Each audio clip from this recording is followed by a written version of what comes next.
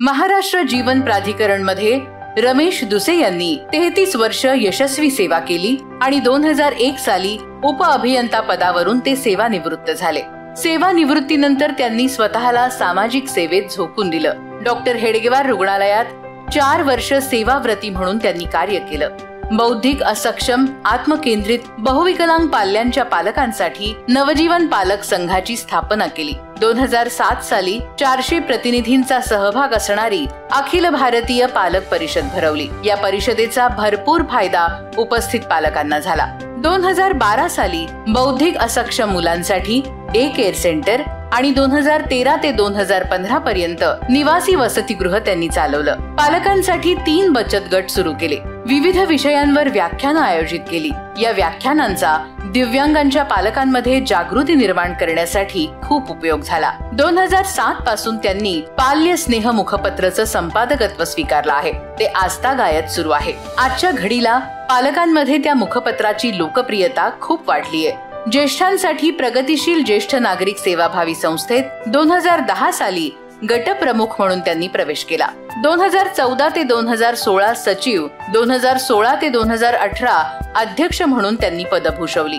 रमेश दुसे यांच्या प्रयत्नातून त्यांच्या ज्येष्ठ नागरिक संघाला राम नाईक यांच्या हस्ते ILC1 पुणे पुरस्कार मिळाला आहे। यासह अनेक पुरस्कार मिळाले आहेत। या समाजसेवेबरोबरच त्यांनी साहित्य क्षेत्रातही प्रगतीचं शिखर गाठलंय। आजपर्यंत अनेक वृत्तपत्रातून, मासिकातून बौद्धिक असक्षम मुलांच्या पालकांमध्ये जागृतीसाठी आणि ज्येष्ठांसाठी त्यांनी भरपूर लिखाण केलंय। दिव्य मराठी, महाराष्ट्र टाइम्स, लोकमत, सकाळ या वृत्तपत्रांमधून 150 लेख आणि 70 कविता प्रकाशित झाल्या आहेत। रमेश दुसे यांना यशवंतराव चव्हाण सेंटरचा यशवंतराव चव्हाण ज्येष्ठ नागरिक राज्यस्तरीय कृतज्ञता सन्मान देताना आम्हाला अतिशय आनंद होत आहे।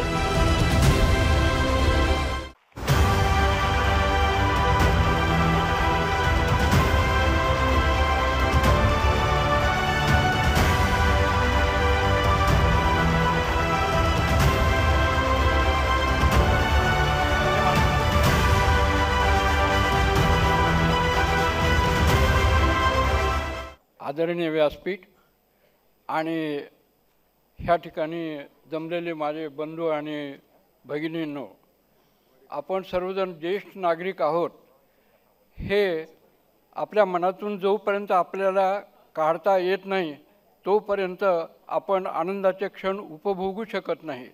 त्यामुळे माझी सर्व ज्येष्ठ नागरिकांना विनंती आहे की आपल्या वयाचा विचार न करता आपल्या आनंदाचा विचार करायचा आणि तो आनंद आपल्याला सेवेतूनच मिळू शकतो हे अनेक दृष्टीनं पाहिलं असता सिद्ध झालेलं आहे।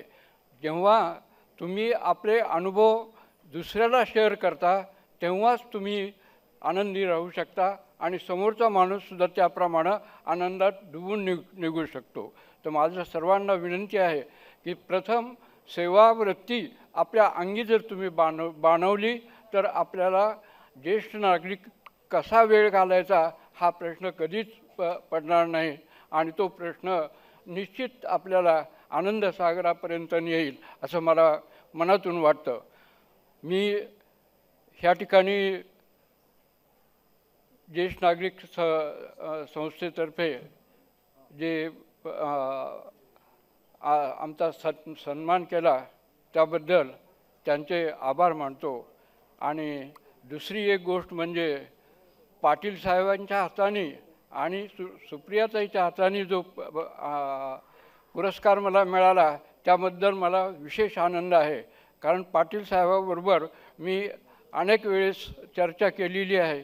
नवजीवन पालक संघाचा ज्यावेळेस मी सेक्रेटरी म्हणून त्यांना भेटत असे त्यावेळेस त्यांनी कौतुकाची थाप मला दिलेली आहे आणि हा पुरस्कार मला एक ऊर्जा आहे आणि त्या ऊर्जेचा मी माझ्या उर्वरित आयुष्यात भरपूर उपयोग घेईल ही मी या संस्थेला ग्वाही देतो आणि माझे 2 शब्द संपवतो।